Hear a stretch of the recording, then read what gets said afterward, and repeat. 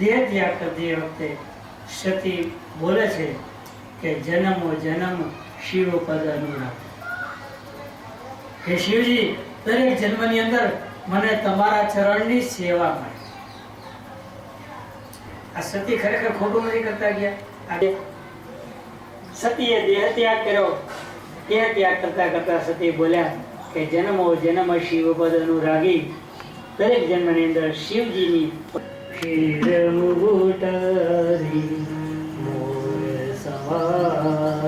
શંભુના ગણો શિવજીનો શણગાર કરે. કેવો કરે હવે એ જોઈજો. મહાદેવજીની જટા છૂટી ગઈ હતી, એક જણે બાંધી દીધી. બીજો જે જંગલમાં જઈને થોડાક ફૂલ લઈ આવ્યો, 4-5 જટામાં નાખ્યા, થોડાક ફૂલની હાથમાં વેણી બનાવી દીધી. એક જણો ગયો કાળા કાબરા લીલા પીળા બધા સાપ પકડી આવ્યો, એક ગળામાં નાખ્યો, એક કાનમાં નાખ્યો, એક હાથમાં નાખ્યો, એક જટામાં નાખ્યો. એક ગણ દોડ્યો, તે સ્મશાનમાં તાજી તાજી ભસ્માથી લઈ આવ્યો. આડેરી જાન પરણે છે પાર્વતી ને શંકર ભગવાન, શંકર ભગવાન. હાલો ને હેમાળ જાય, હાલો ને હેમાળ, હાલો ને હેમાળ જાય, હાલો ને હેમાળ. હેમાળે હાલી જાય યાડેરી જાન, હેમાળે હાલી જાય યાડેરી જાન. પરણે છે પાર્વતી ને શંકર ભગવાન, શંકર ભગવાન. હાલો ને હેમાળ જાય. ખબર નહોતી કે તું સાક્ષાત જગદંબા છું. દીકરી, મને ખબર નહોતી કે તું આદિ શક્તિ, તું આદિ જનની છું. દીકરી, મારી કઈ પણ ભૂલ થઈ હોય તો મને માફ. આશીર્વાદ માંગે છે પાર્વતીજીના. અને આ બાજુ હવે પાર્વતીજી માનસિક મંત્રથી મહાદેવજીને કહે છે કે હવે કંઈક સુધરો. કરુણાવતારમ સંસાર સારમ ભુજેન્દ્રહારમ સદા વસંતમ હૃદયારવિંદે ભવાની સહિતમ. મહાદેવજી કપૂર જેવા રૂપાળા, એકદમ વ્હાઈટ, એકદમ રૂપાળા. અને એ રૂપાળા મારા મહાદેવજીએ જ્યારે શણગાર કર્યો, બાપ અને દીકરીનો પ્રેમ અજોડ છે. વધારે નહીં બોલાય. મારી દીકરી છે, પણ પાર્વતીજીના વિદાય સમારંભની અંદર ચાર વિદાયમાં હિમાલયની બોલી શકતા નથી. રાજમહેલની એક થાંભલી પકડી અને ચોધારા સુએ રડે છે, દીકરી આજ બાપને પણ. અને બહેનાજી પાર્વતીજીને કહે છે, કરહુ સદા શંકર પદ પૂજા, નારી ધર્મ પતિ દેવના દૂજા.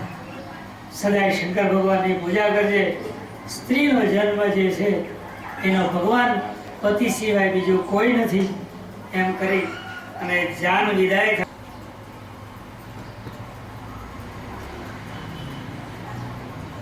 સતી મા જગદંબા અને પાર્વતીજી કૈલાસમાં વિહાર કરે.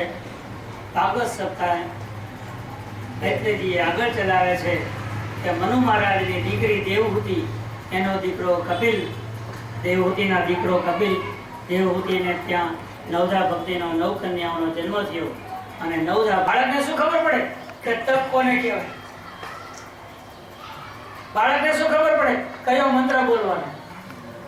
ધ્રુવજીને ગળે લગાડી અને ગંગાજીએ કીધું, બેટા હવે અહીંયા હું શાંત થઈ જઈશ. હરિદ્વારમાં એક જગ્યાએ પાણી શાંત સ્વરૂપે, કંકલની અંદર પાણીનો પ્રવાહ શાંત છે. અને નારદજીએ મંત્ર આપ્યો છે ધ્રુવજીને. એ મંત્રનો આપણે 2 મિનિટ માટે ગાન કરીએ. ઓમ નમો ભગવતે વાસુદેવાય, ઓમ નમો ભગવતે વાસુદેવાય, નમો ભગવતે વાસુદેવાય, ઓમ નમો ભગવતે વાસુદેવાય, ઓમ નમો ભગવતે વાસુદેવાય.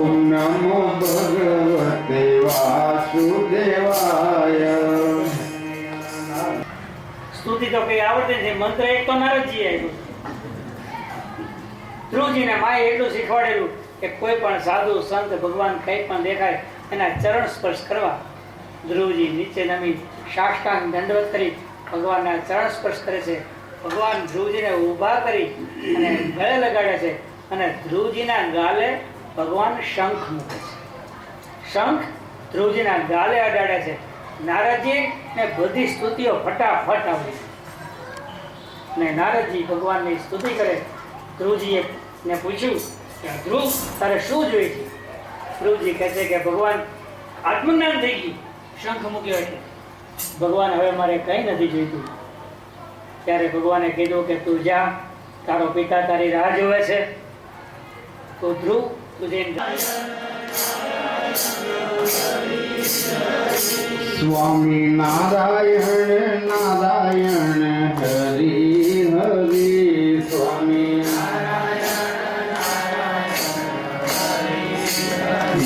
સ્વામી નારાયણ નારાયણ હરી હરી. સત્ય સૂર્ય નારાયણ નારાયણ. આગળ મને બોલવું હોય 151 રૂપિયા રમત. જય સદગુરુ સ્વામી પ્રભુ, જય સદગુરુ સ્વામી સહજાનંદ દયાળુ, સહજાનંદ દયાળુ ભગત પ્રભુ નામી. ઓ જત મારા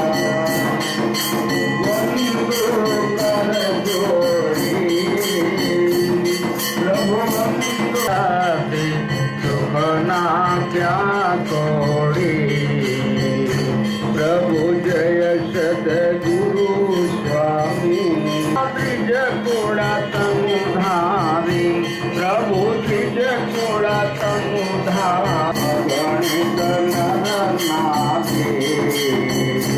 પ્રભુ જય સદગુરુ સ્વામી. લીલા કરતા અવિનાશી પ્રભુ, કરતા અવિનાશી. અડસઠથી રથ ચરણે, અડસઠથી રથ ચરણે મોટી ગયા સાચી. પ્રભુ જે દર્શન કરશે કાળ કરમ તે છૂટી. કાળ સદગુરુ સ્વામી કરુણાનિધિ કરુણા બહુ વાલી કરુણી. પ્રભુ જય સદગુરુ સ્વામી સહજાનંદ દયાળુ, સહજાનંદ દયાળુ બળવંત પ્રભુ નામી. પ્રભુ જય સદગુરુ સ્વામી. પ્રભુ જય સદગુરુ સ્વામી. દેવકી પરમાનંદં શ્રી કૃષ્ણં વંદે જગદ્ગુરુ. શ્રી કૃષ્ણાય વાસુદેવાય હરે પરમાત્મને પ્રણતક્લેશનાશાય